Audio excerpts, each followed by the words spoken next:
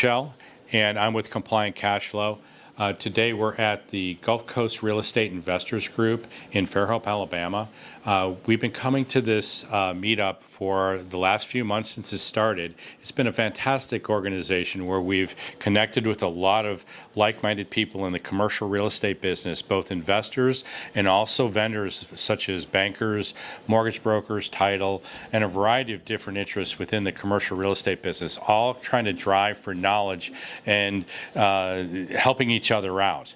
Not only have I received benefit for myself and clients and referrals, I've also brought a lot of people to this organization, and this morning alone was thanked twice for connecting them up with people where they made successful deals together, and they were very grateful that I brought them into this organization. Hi, my name is Lauren Burgess, and I'm here with Rob Shell, and we are Compliant Cash Flow. We do several tax strategies such as cost segregation, and basically that is asset deferred depreciation. So, for example, a building that cost $1 million, we can help defer income taxes for the client 8 to 10% that they get back in tax deductions. In the first year. In the first year.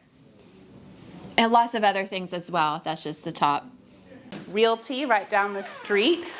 And I run this group, and I'm so excited to see so many people here as we close out the year. And this is going to be especially a great meeting because I have a special relationship with our guest speaker. But before that, I want to give a quick thank you to Rob Shell and Lauren Burgess with Compliant Cash Flow.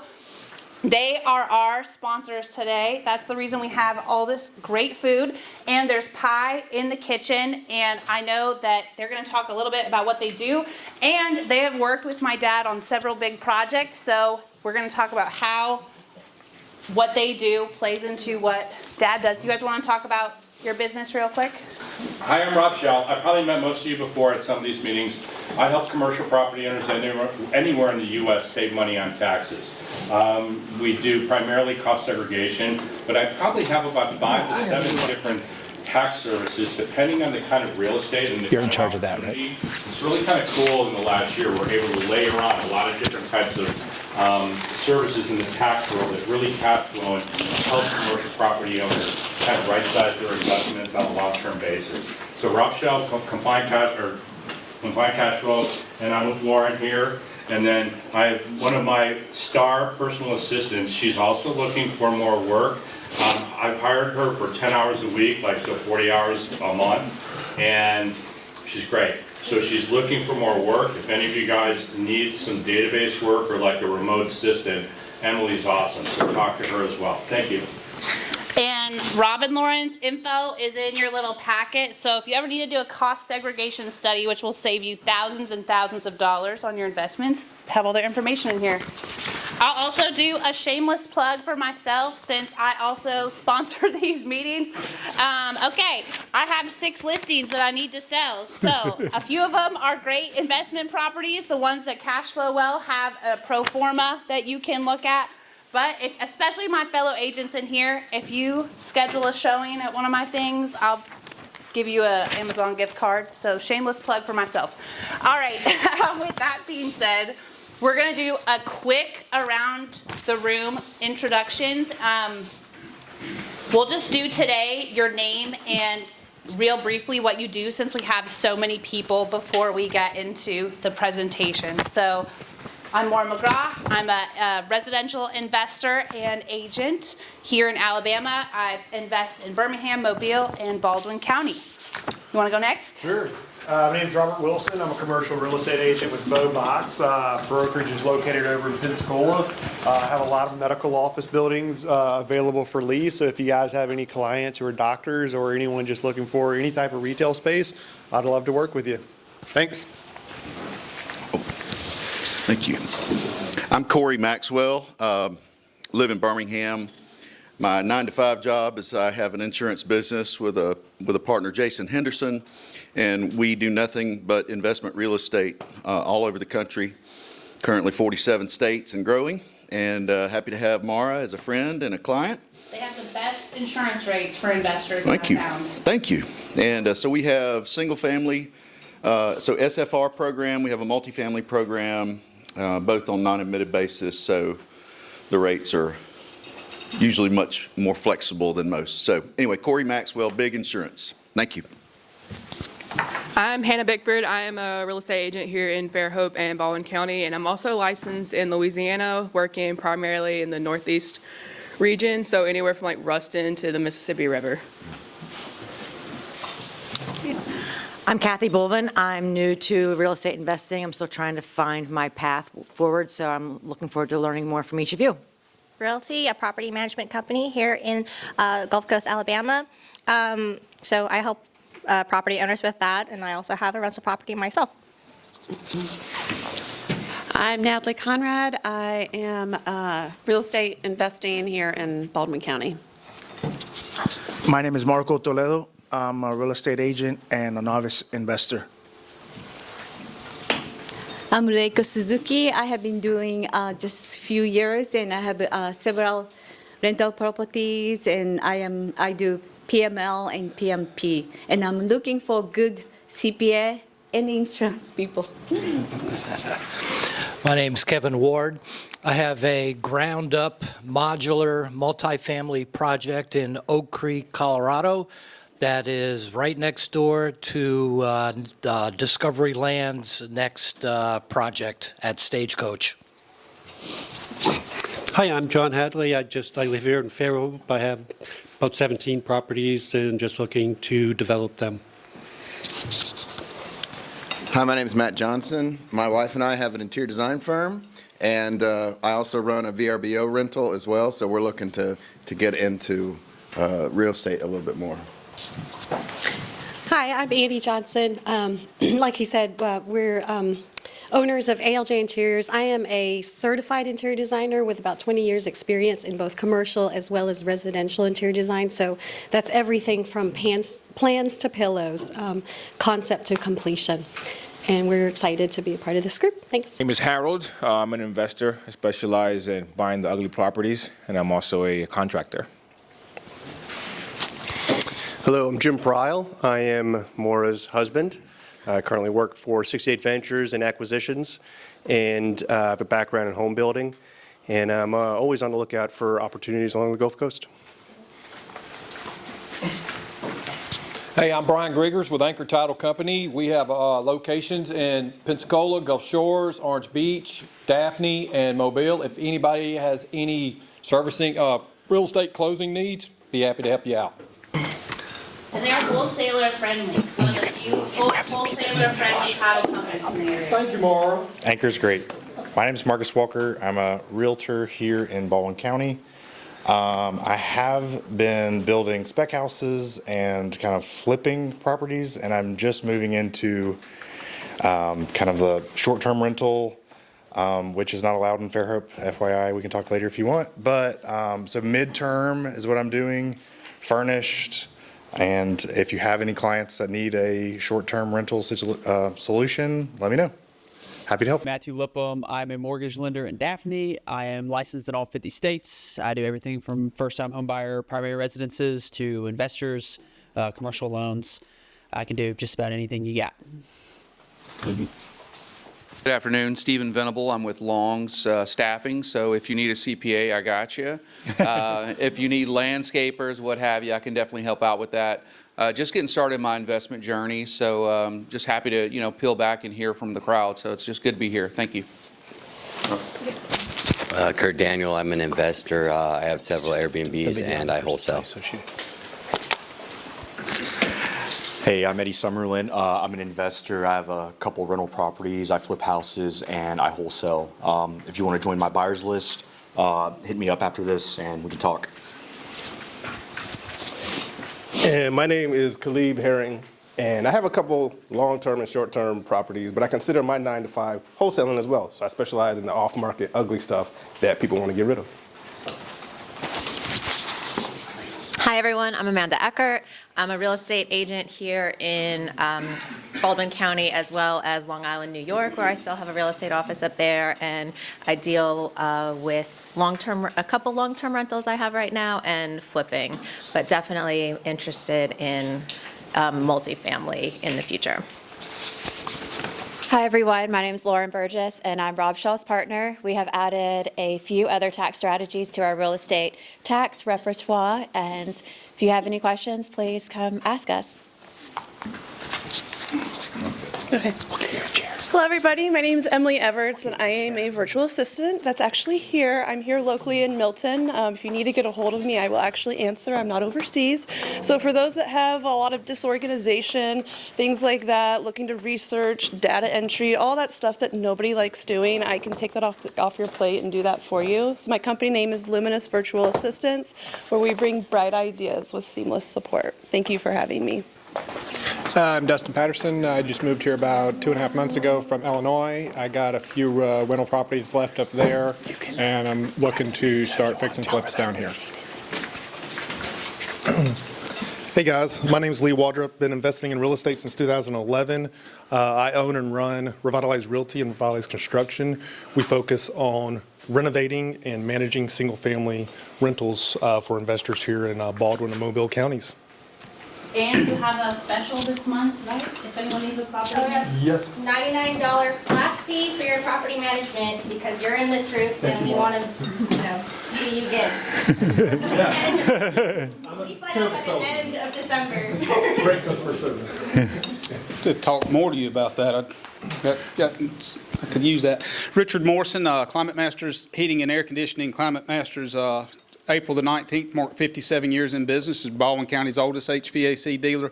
I've got one rental property, and I'm always looking for ways to establish new revenue streams. I heard Annie's talking about this meeting this morning. I said, tell me more. Here I am. I'll be looking forward to learning.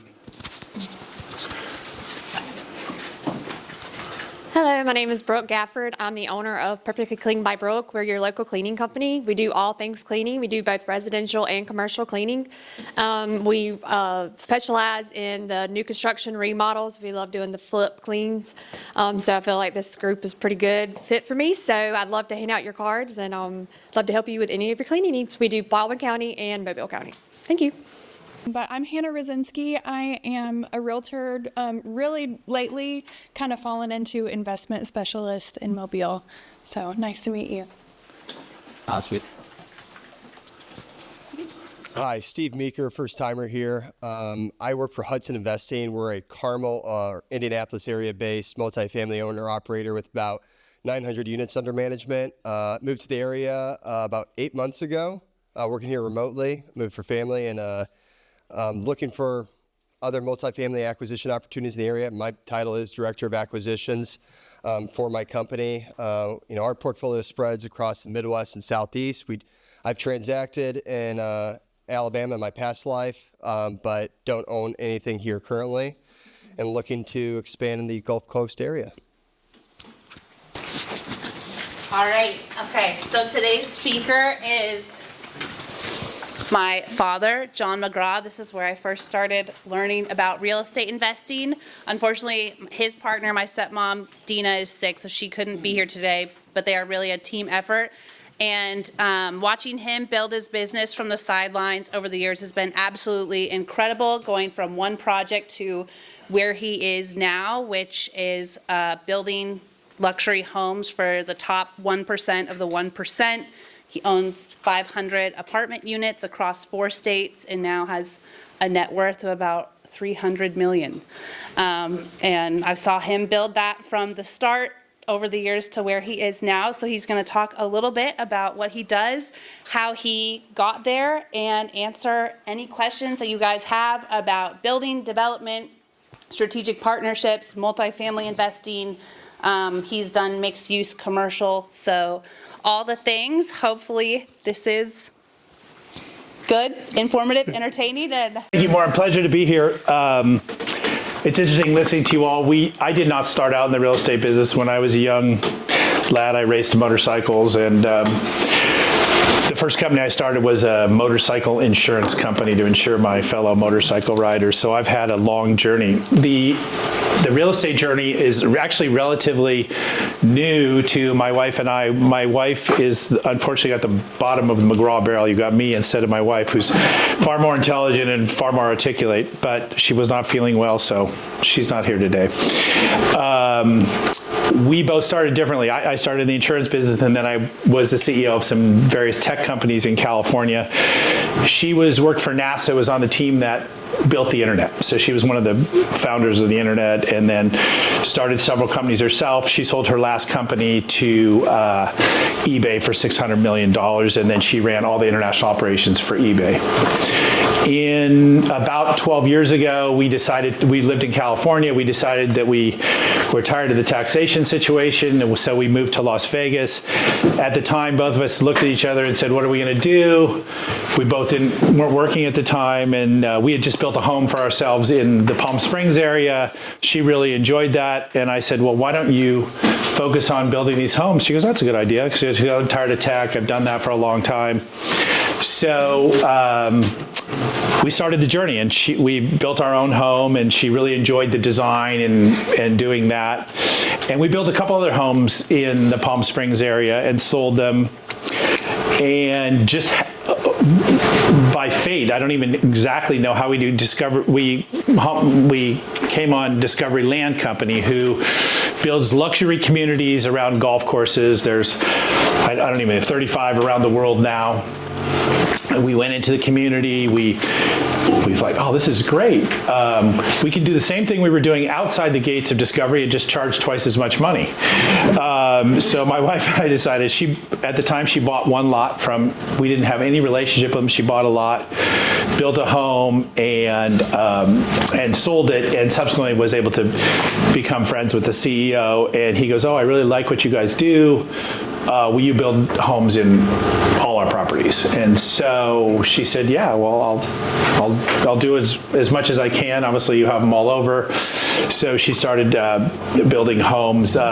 We got lucky. It was just after, like 2012. It was still, the real estate market was not great. They weren't selling the property as fast, so the CEO actually got fortunate and just gave her the lots and say, okay, here's a lot, you build it, you sell the house, and when you sell the house, you pay me for the dirt. So we got really lucky on that, and she started building homes, and Laura will show you some pictures of them. The homes that she builds, probably the cheapest one she sells, they're like $10 to $30 million. This is a cool one. This one they built for Adam Levine, and now. Yeah, this is Adam Levine and my wife designed this house together to understand the Discovery thing. So this was probably the second or third house my wife ever built. And that was our personal residence. That's what got her started in the business. This was our personal house that she built, and so as you can see, that is in one of the Discovery properties.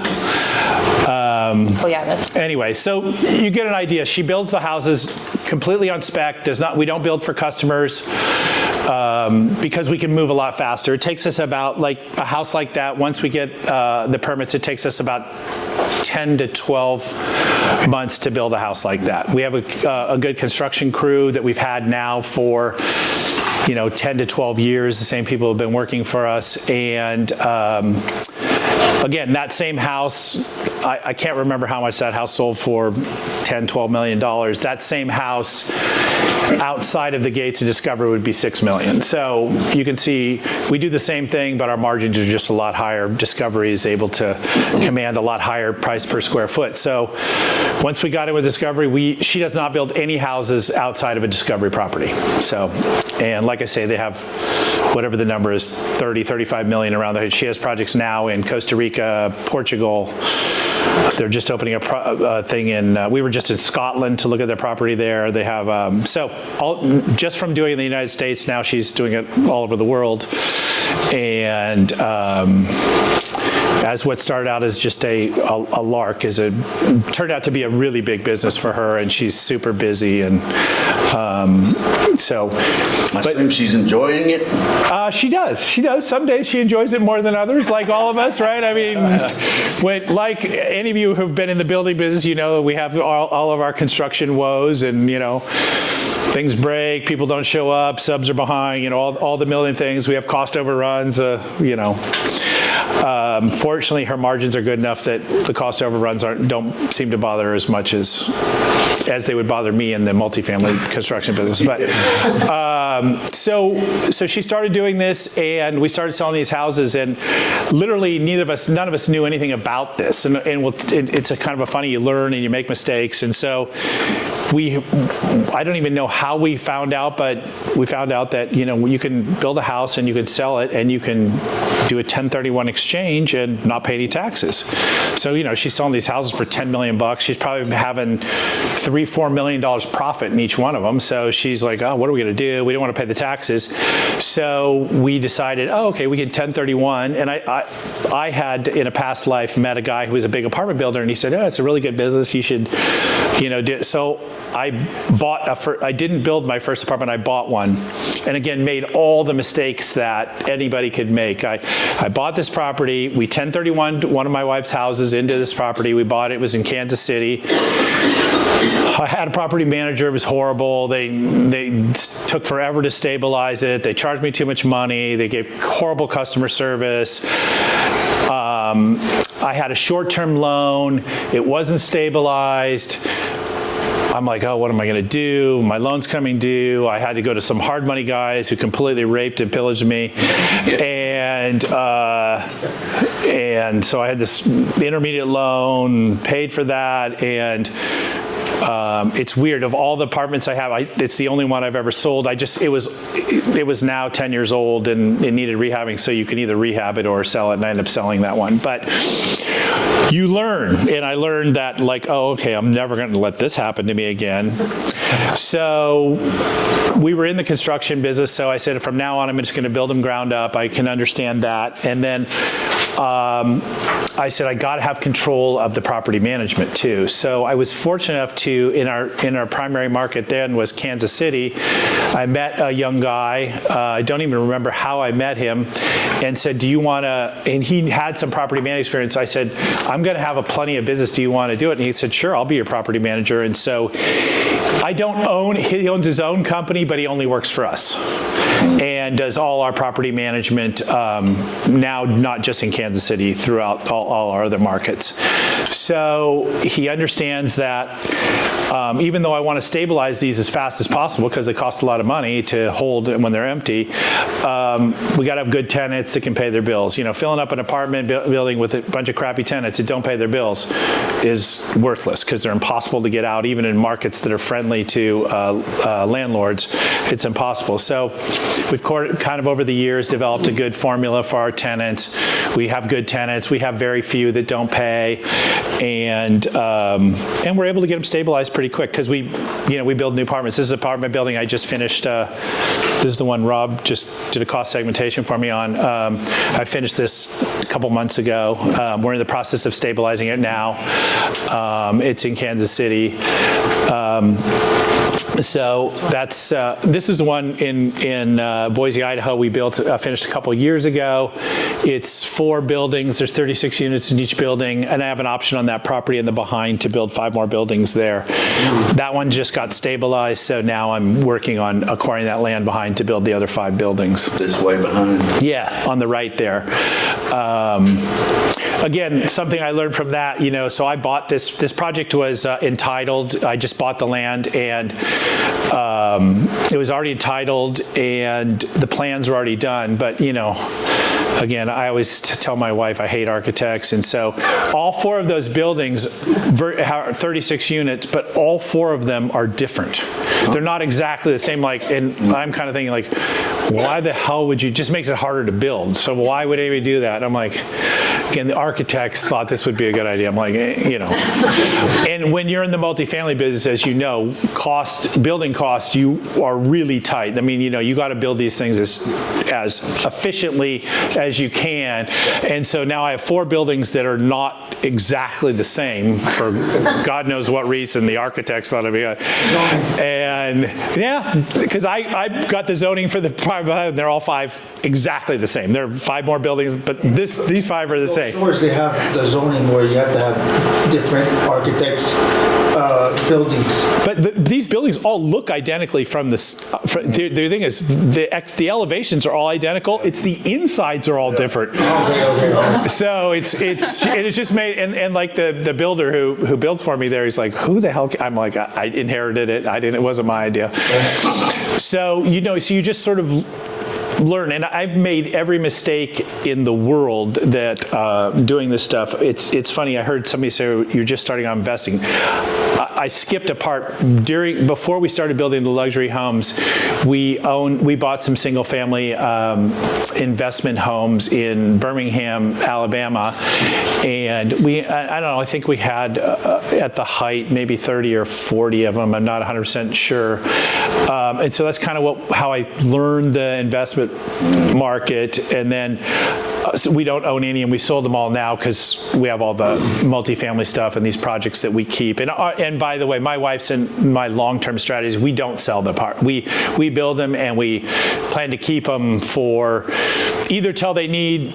And again, in the multifamily business, there's kind of two types of things. There's the new construction side, which is what we do, and then the people that do value add will buy them when they're older and they need to be rehabbed. So we'll probably, and we found, and I've learned this a little bit through, that after about 10 to 12 years, you either got to invest a lot of money and fix them up again or sell them. And so I think our strategy is we'll keep these for 10 to 12 years, and then we'll sell them to another investor who really understands the value add and rehab side of the thing. They're all stabilized, and so that's why I sold the first one, which we bought 10 or 12 years ago, and it was the time that needed a lot of work, and I was just busy building them, so we will sell them. Yeah. John, how do you choose markets? So this is the most unscientific way that we choose markets, and people always ask me this, how do you choose the markets? And I say, look, I only choose the markets where I have good builders. It has nothing to do with the market. Now this is Caldwell, which is right outside. This is Boise. It's right outside of Boise. It has been a pretty good market, but I build there because I have a great general contractor there that works for us and build it. Kansas City is my biggest market. I think we have 400 or 500 units in Kansas City. Again, I have a great general contractor there who can produce for me on time and on budget. And going into new markets, it's always kind of scary. We look at them all the time, but it's, if you get a contractor that's over budget, and contractors are tough, over budget and can't deliver on time, that can ruin your numbers in the multifamily thing, because the numbers are tight. And right now, they're tighter than ever when interest rates are now, your construction loan interest rates, you're going to be paying 7 to 8%, at least maybe 9. I don't have any. I have one project in process right now I'll get the certificate of occupancy, and this one right here. This is also in Caldwell, Idaho. It's they're little townhouses. Weirdly, it's the way the city want to do. They're all individually platted. We're going to just treat it as a big multifamily. We could sell each one of these little individual units off if we wanted to. We're not going to do that, but we're just going to treat it as a big multifamily development for ourselves. 88 units. So you have them platted individually? They're individually platted. So we have the option if we wanted to sell them off individually or whatever. Again, that's not our strategy, not something we would do, but it's just that's the way that the city made us do it that way. So we're like, okay, they're individually platted, whatever. So that's what this project is. This project will be done in January, and it's 88 units. They're 2 2s and 3 2.5s and something. I can't even read that far, but that's a project that will start stabilizing in January. John, where did you say that was located? I apologize. Caldwell, Idaho. The Boise market. We'll start on stabilizing that. But yes, the reason I have a lot in Idaho is because I have some great builders there, great in Kansas City. We have some, and two things. We won't build like we've been asked to build in California. Obviously, my wife has a big residential construction company in California, and we've been asked to build multifamily there, even by cities where we do a lot of work, and we won't do it just because the laws are too hard, and there's like the tenants' rights stuff is crazy there, and it's impossible to get tenants out. And I'm like, it's a hard enough business when it's a landlord-friendly state, and when it's not forget it. And so we just don't do business in states like California or New York, Connecticut, New Jersey, all the states where you would imagine are horrible. It's, the South is really probably one of the best places to do business. I mean, Idaho's different, but the South here is great. It's pretty friendly, and I would just recommend that. But anyway, all I'm telling you is those people that are saying that I just starting to have 1 or 2 rental homes, that's exactly how my wife and I started out. We bought a couple rental homes in Birmingham, and we started out that way, and then we had 30, and then I just said, oh, this is hard managing 30. I'd rather have 30 units all in one building. It's a lot easier to manage than 30 houses around the town. So we decided to just do the multifamily, and now we 100% just concentrate on building the multifamily.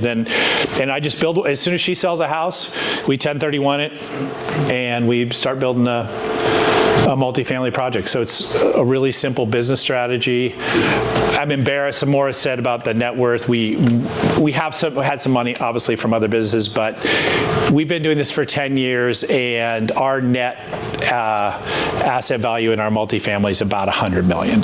So that we have net. So in over 10 years. So it doesn't take long. And the great thing is with the tax strategy, we don't pay any income taxes. So we 1031 these, and then I work with Rob to do cost segmentation. For those of you who don't know what cost segmentation, and Rob could, I know, explain it way better than I can, but basically you get to have a huge upfront deduction on basically what entails the tenant improvements in the apartment projects. So you get to deduct, the vast majority of the cost of construction in the first couple years with cost segmentation. Would you mind, if it's not asking too much, to share, because I'm familiar with cost seg, and when you talk about the tax savings on a brand new project, you run the cost seg, you're basically accelerating the depreciation. Absolutely.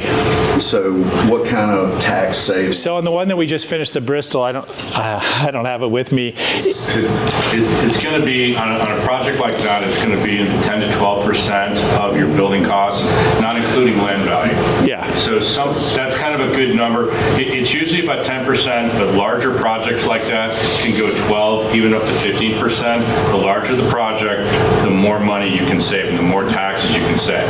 I think this project, including the land and everything, was about $26 million. And I just got the cost segmentation. I think. Yeah. $2 to $3 million cost. That's bottom line. Well, I get to write out. My wife and I have not paid federal income taxes in 10 years. And our gross income is, and again, I'm more told me to say this stuff, but is between $6 and $7 million a year. So, and we pay zero federal income tax, and we live in a no state income tax state. So, and all because of cost segmentation. So it really helps you build up your net worth up a lot when you're not giving 30 or 40% to Uncle Sam, right? I mean, ask the rock. Right, exactly. Is there any downside to this segmentation as far as do you over leverage yourself at all by claiming all that depreciation up front, or is there no downside? It really has no impact on your leverage, because now we leverage. Probably all our projects are leveraged around 60%. We have about 40% equity in our projects with 60% leverage. We use HUD for our long-term usually because they're the cheapest. You can do 35-year amortization. They have a lot of benefits. So normally our long-term loans are HUD,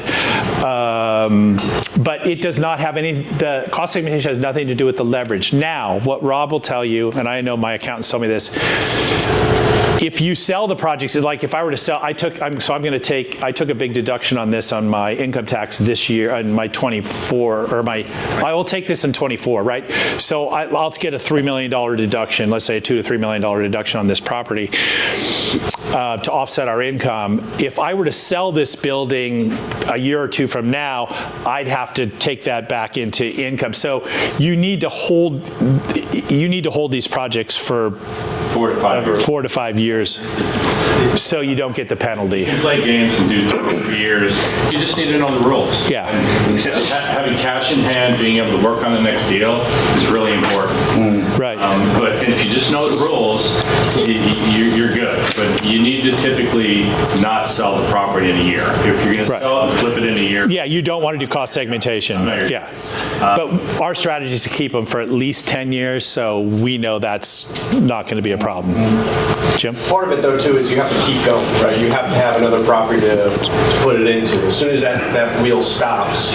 Right. We have a flywheel. So, for example, that project in Caldwell, that got stabilized last year. I'm going through the HUD refinance on that.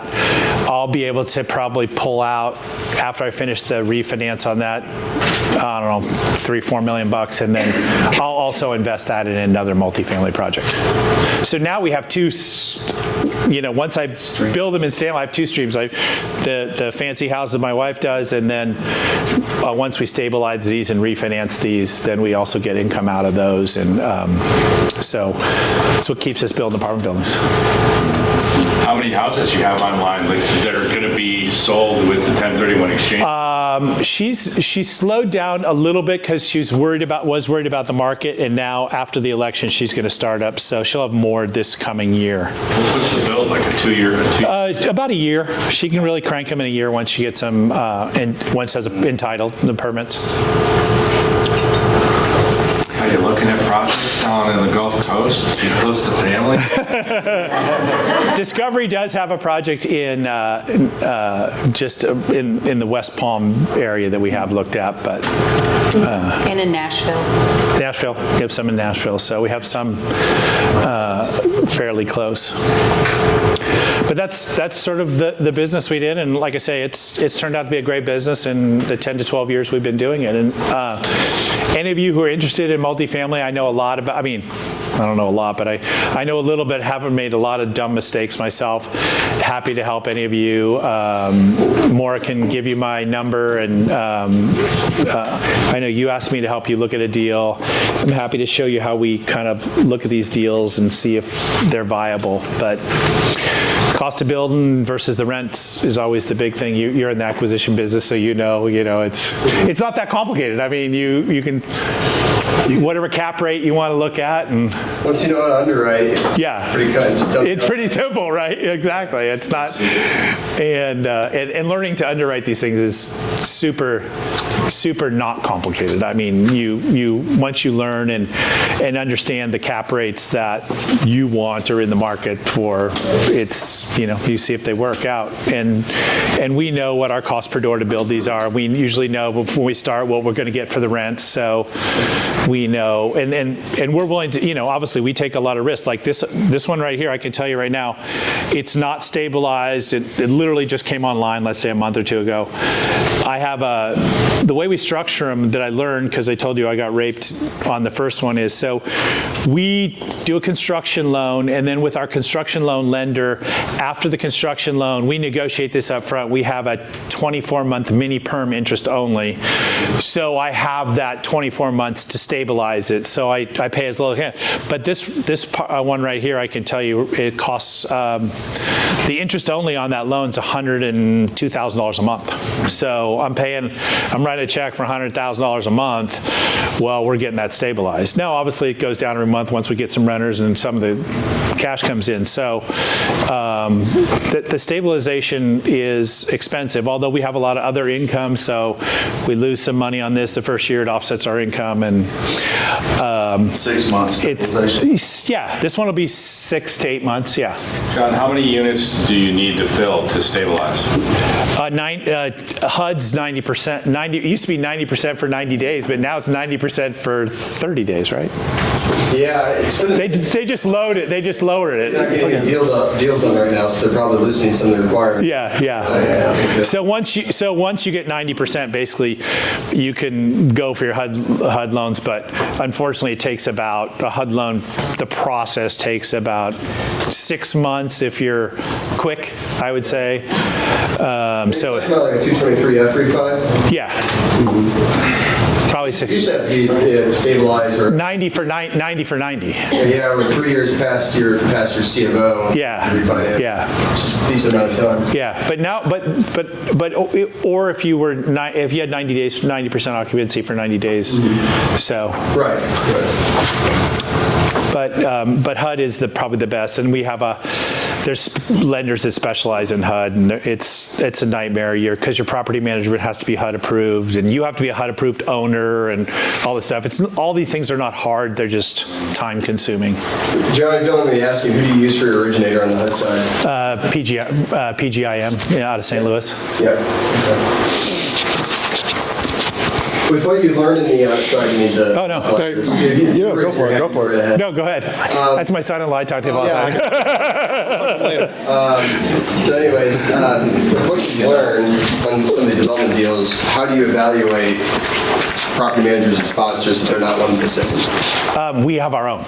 So you're all in-house now? 100% in-house. So yeah, that's why I said I had an outside property management on the first project, and I'm like, oh, this is horrible. And she was horrible, and she'd never return my calls, and she charged me a lot of money, and no. So I say we're in-house. My property manager owns his own company, but he only works for me.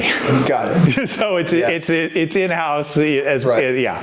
That's nice. Yeah, and so that's sort of worked out. And over the years, we've worked together on all these projects, so we've come up with our criteria for the tenants and all those kinds of things. I mean, there's all sorts of funky stuff about. He was just telling me in one of our markets, I can't remember, he's telling me the biggest thing now is, obviously almost, I would say in all our projects, we're pet friendly. I think almost these days you have to be. So we take dogs and cats and all this stuff. But he said the biggest scam now is that the people say it's a service dog. Yeah. They buy the thing, and then emotional support dog. Yeah, and then then you can't charge them the pet rent, and so it's always something, like you learn these kinds of things. Yeah, so they buy the vest on the line and tell you that it's their emotional support dog. And dude's asking for the certificate. You can get it though. You can buy it on. He said you can buy it like for $50 online too or something. He goes, it's a complete scam, but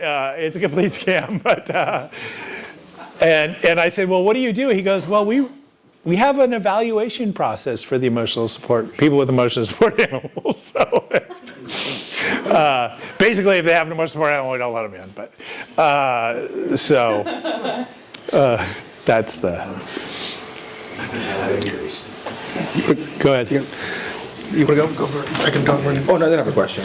Oh, I was just going to ask, so you've mentioned in your talk how a lot of your growth has been finding good people to work with, from discovery all the way down to this property manager guy to, different GCs. Like how do you go about, is that like a thoughtful process that you go about, or is it just being yourself and talking to a lot of people? And yeah, I wish I could tell you it was a thoughtful process. Unfortunately, it's not. We literally on my guys that build for me in Idaho,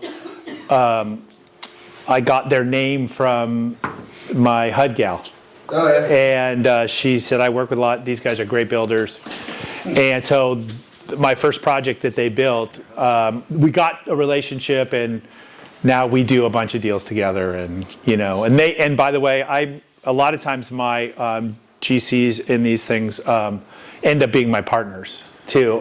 So and a lot of them, which is even better because they're totally focused on the numbers then too. So I would say on that Cougar Crossing, the GC is a 50% partner of mine in that. So. Are they, most of those GCs, multiple market GCs, or are they only special? No, I have special market. And then in Kansas City, my GC there we've been partners on a bunch of stuff. I like partnering with him. I don't like partnering with him because every time we partner on a project, he calls me within 6 months and says, oh, I got a guy to buy this building. I'm like, okay, we can sell it, but you better have something for me to 1031 into. I don't, I'm happy to sell it, but I got to have something to replace the money. And so then I usually 1031 into something just by myself because he takes his half of the money or whatever, and we're out. So, but in almost all my markets, my GCs are also partners of mine. What's the last deal that's where shovel's gone in the dirt? Like the latest deal, when's the shovel gone in the dirt? That one went in the dirt, I'd say June or July.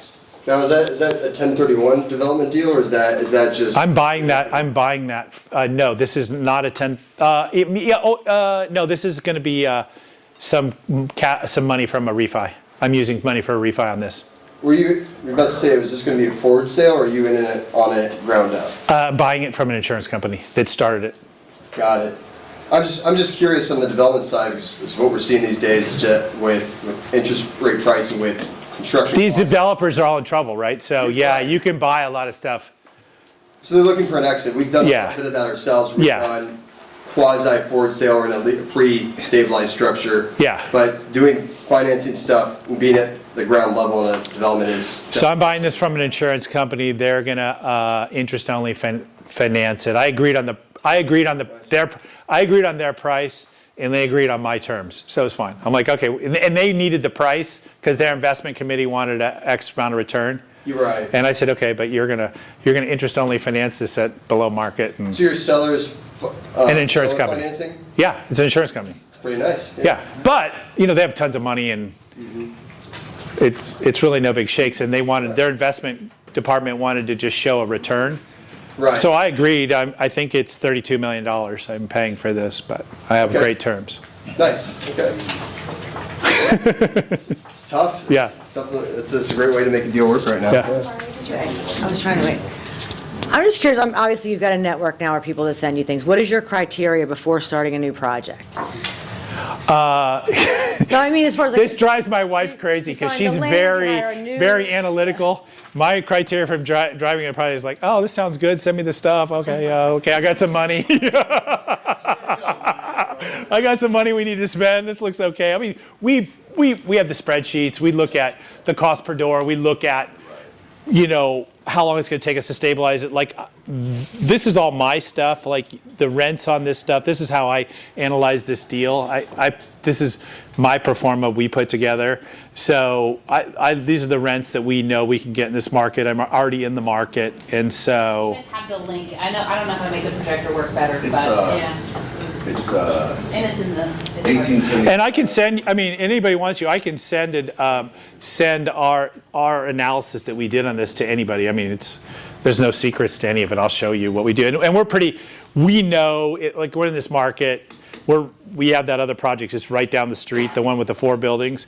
So I know what rents we can get in this market, and I'm highly confident in the numbers here. How do you make that determination when you move to a new market? Are you targeting? I mean, you would know better because you do a lot more markets than I do, but there's tons of information on what. But you can just go to apartments.com. I mean, it's not even that complicated. You can go to apartments.com or something and find out what kind of rents they're getting in that market, and I do it in a cost per square foot, but it's not that hard to find out what rents you're getting, and then you do the analysis of how much it's going to cost you and all your interest costs and all that stuff. You put that in the spreadsheet, and it's going to give you what your return is going to be. Do you ever look at like the Boise infrastructure, like what businesses are moving in? Yeah, I sort of, and I would ask you better, you would know this better because you do it for a REIT, is, they always talk about how quick you could stabilize. I'm like, I always think it's some of that, the absorption rate and stuff is a little hocus pocus. I personally believe it's a little hocus pocus sometimes. I mean, you have to do it for a REIT, so you probably know. I mean, well, we're a boutique. I wouldn't say we're a REIT. Aspire to be one day. That's okay. Nice. Just go public.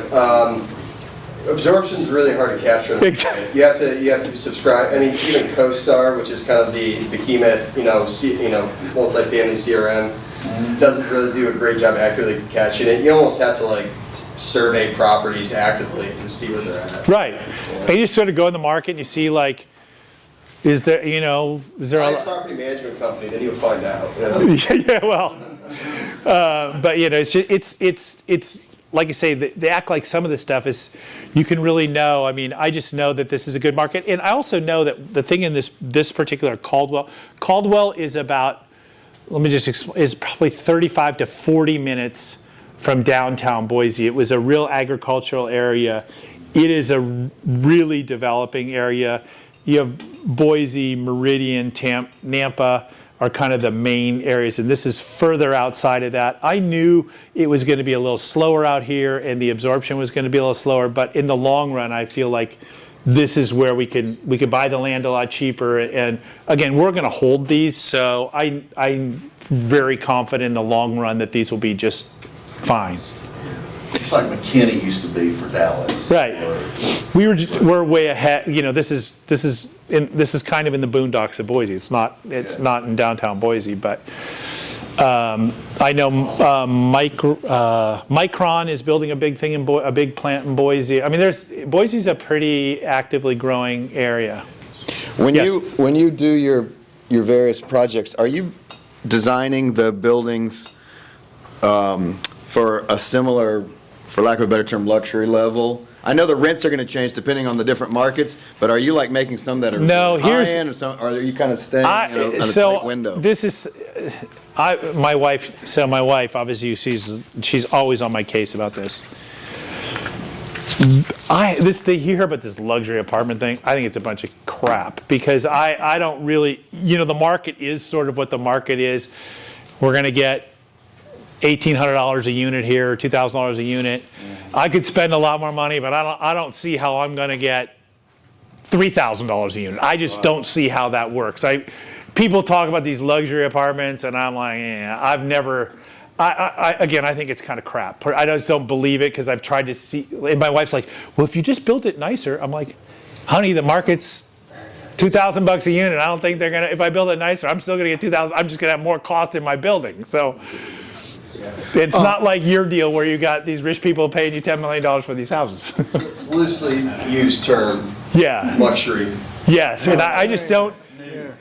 So I personally live in Las Vegas, right? And so we have, there's obviously really crappy apartments and really nice. I mean, I think our stuff is nice. It's all new. We try to really maintain it and take care. But I don't think that if I spent another $20 a square foot building these, putting better stuff in, I wouldn't be able to recap that in the rent. That's the That's It's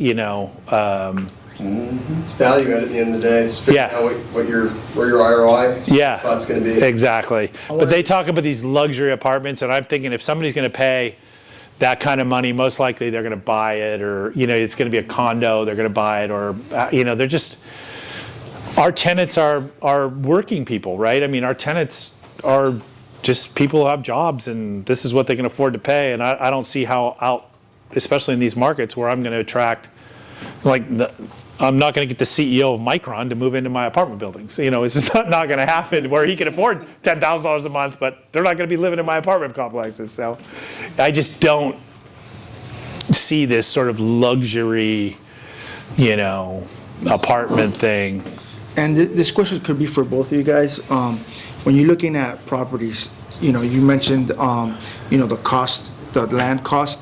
And this might be a broader question, but can you go about that process when you decide, hey, what's the margin that you're looking for? When we do our projections, we obviously say, okay, the land's going to cost X, the building, it's going to cost us X per square feet. Now, we've done so many, I already know what the cost per square foot to build the buildings are.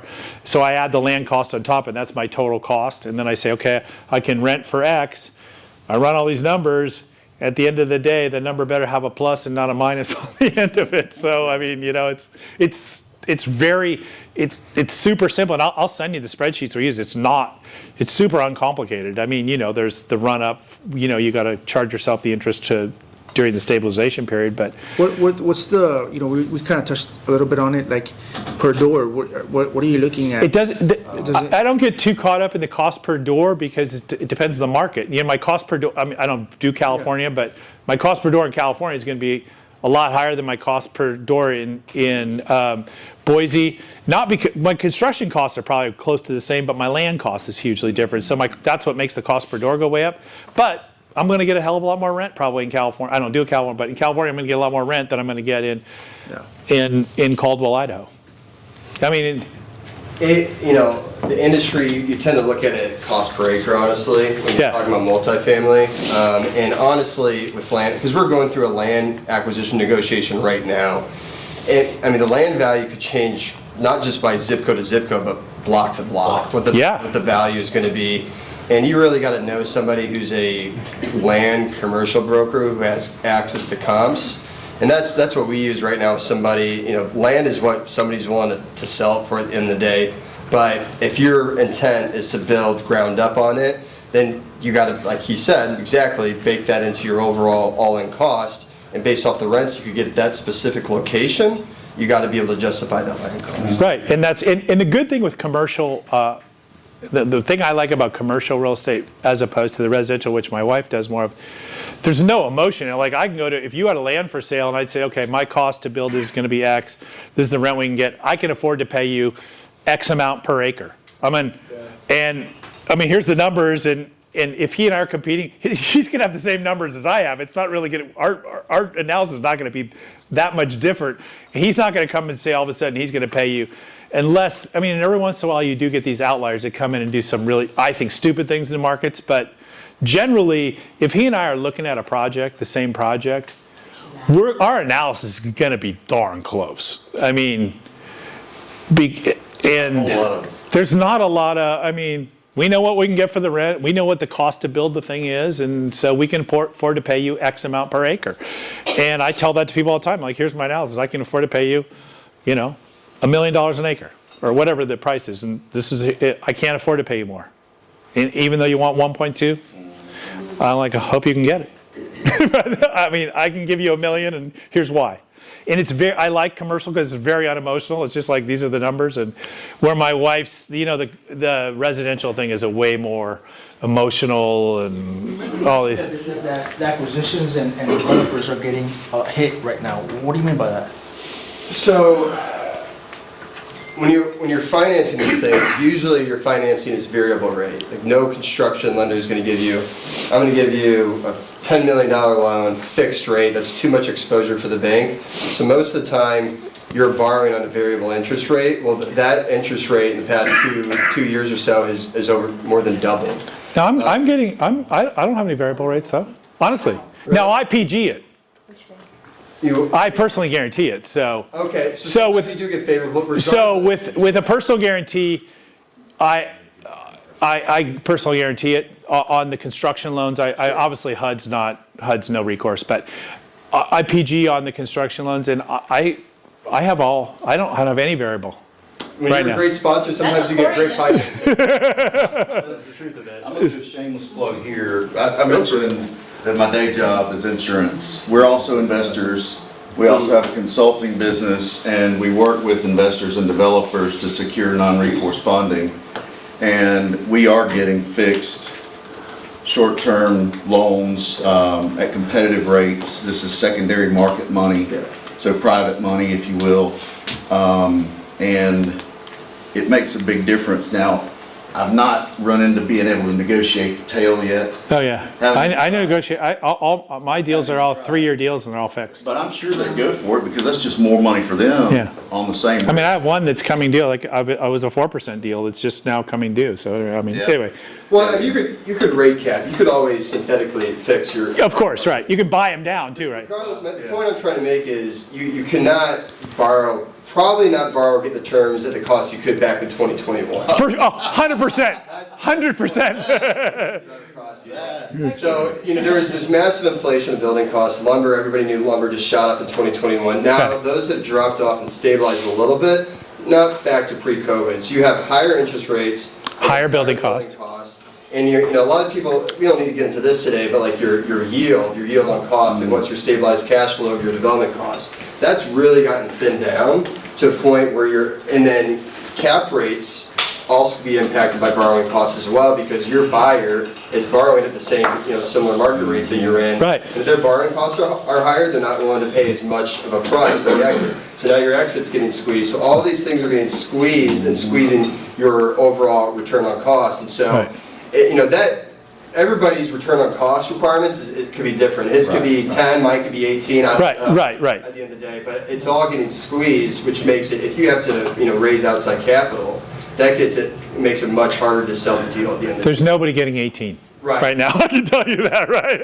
It's very, very hard. And the only way it's getting done, and we've done a deal like this back in our home market of Indianapolis, is you have to go and get public financing. So that comes in the form of tax abatements or TIFs, which is a whole other conversation entirely. Right. But you're basically having to go out and get free money to bridge that gap, because you used to be able to borrow up to 80% all day. Your deal could carry it because the interest carry. And by interest carry, I mean like the amount of capital or funds you have to set aside to pay for the interest until your deal is cash flowing. Well, that's also doubled since the last 2 years. And so, the leverage you're getting, you're not getting as much leverage. Maybe you could do 80%, now the deal can only do 65. Well, that's more equity you have to bring to the deal, which waters down your returns. Sorry that's really long-winded, but all that to say, that's a huge driver of why fewer deals are getting developed right now than they were 3 years ago. It's just a lot of people can't get to pencil. I know construction companies that are just going under because they're like, we just can't find something that makes sense. Right. I would say it's 100. But that also gives a lot of opportunity. There's a lot of developers who are developing apartment building stuff who are in trouble too. So I'm looking at more of those kinds of deals now than just doing the ground up stuff like takeovers. And I've had bankers that I've dealt with, they're calling me and say, hey, I need will you take this project over? And so, those kinds of things are happening more now than. Borderline distress. Really distress, yeah. Not borderline. There's nothing borderline about it, right? So those kinds of things, if you can come in with a strong balance sheet, I can do some stuff that other people can't, like a builder who can't make the payments, where I can make the payments and make it happen. So and this is sort of like a deal like that. What's your educational background? This is a funny story. My wife and I started dating. She goes, I only had 1 A- in college. I said, oh, me too. I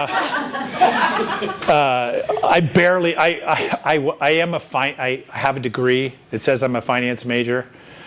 I told my kids, don't ever go to college like I did. I went to class maybe like 3 or 4 days a semester, midterms and finals. And I had a really smart roommate who would let me copy his notes, and somehow I'd go and get a C- and get through.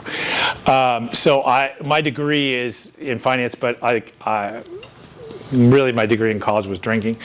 And so I'm like the worst person to tell, like, I did not study at all. I didn't do it. I just went there for 4 years. Yeah. So I learned all this stuff just by doing it, not by literally not from school. But I do have a degree that says I went to Creighton University and for 4 years and got a Bachelor of Science in Business Administration, but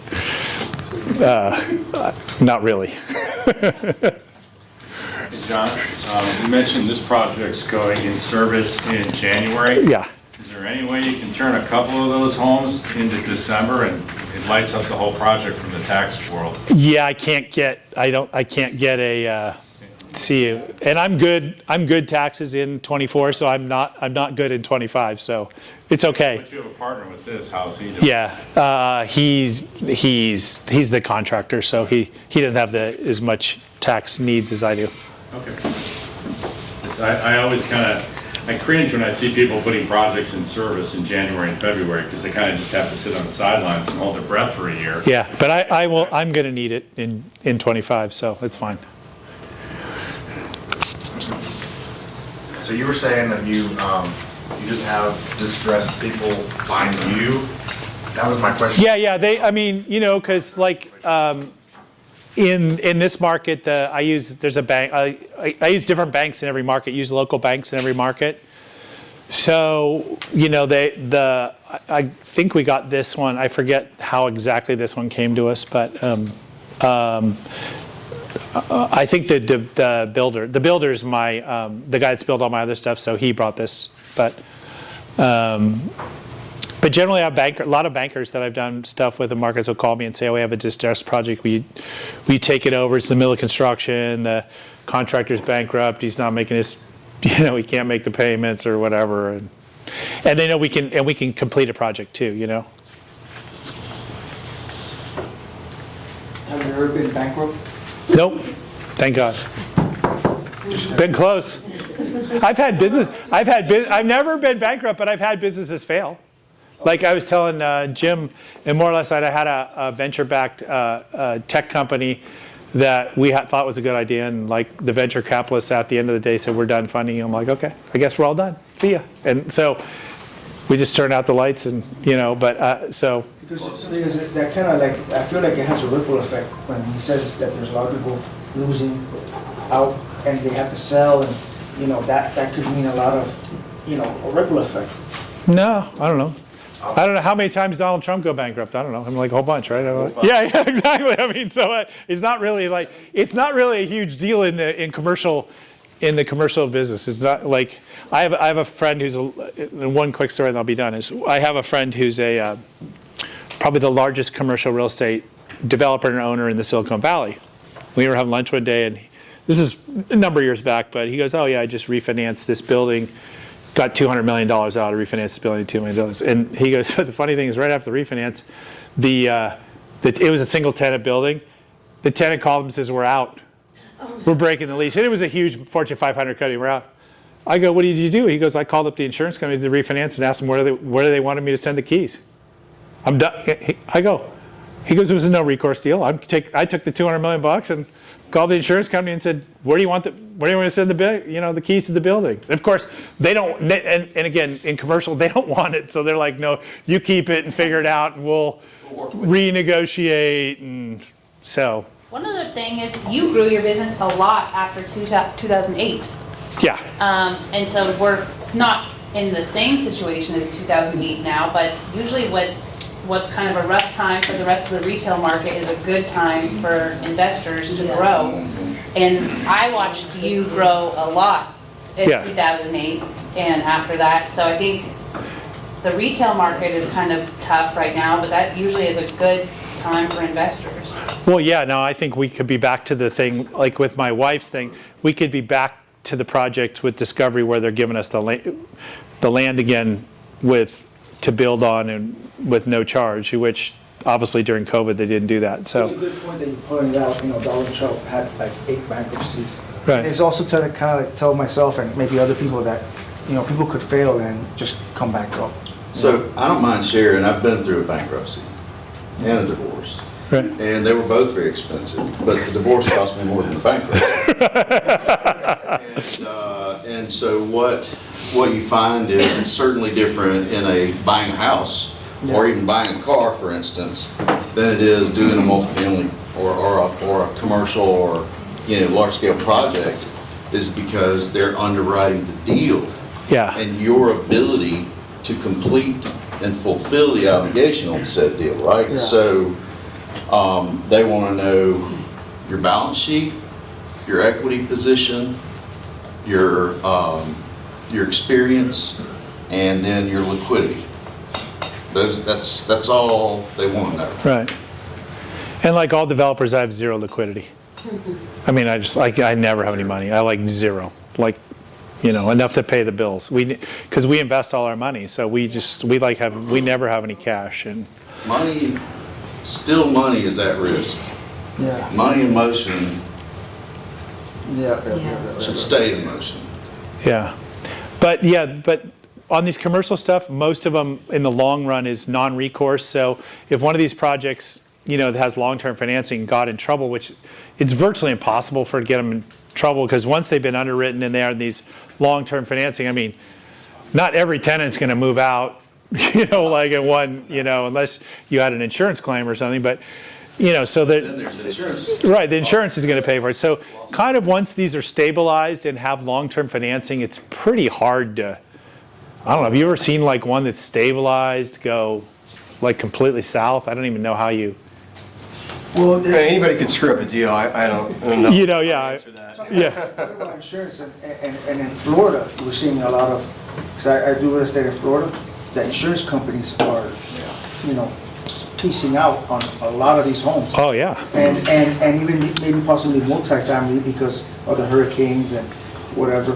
And so like, I was telling him I have built a multifamily project. It's 124 fourplexes. I built in outside of Kansas City in a little town called Smithville.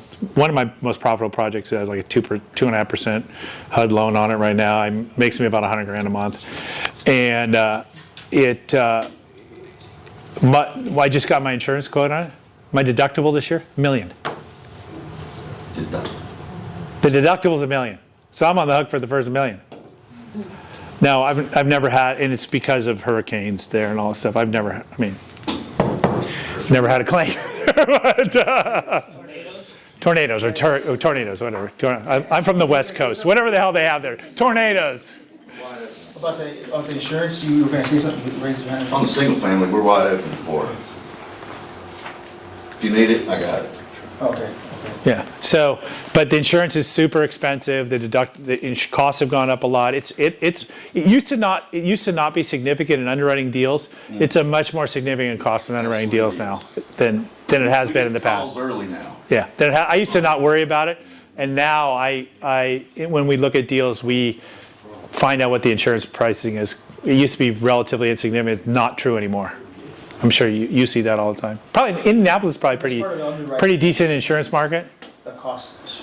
Nobody's really, safe on the insurance side. Right. There's claims everywhere. I mean, in the Midwest, you could have, hail. Oh, you have hails, yeah. Like that. There's just, if you earn portfolio at this point, and portfolio has its own exposure that, we've seen carriers drop you after a claim. Yeah. I don't think it should happen that way, but it does, yeah. Or just move completely out of the market. That's what we've seen. Yeah, I tried closing it. What was the hurricane back in 2021 in Tampa? We were 2 weeks away from closing, and I think Hurricane Michael, forgive me, that was it. Whatever, and yeah. then we had to drag it back to the closing table. Yeah. So, that insurance is kind of a thing now that used to not be so much. Yep. All right, well, thank you very much. Thanks for having me.